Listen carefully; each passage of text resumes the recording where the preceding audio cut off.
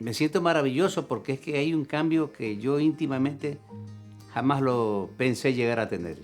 Mis experiencias anteriores fueron un poquito dolorosas y aquí fueron afectuosas, profesionales, magníficas, abiertas, cordiales y me dieron la sonrisa que ahora tengo.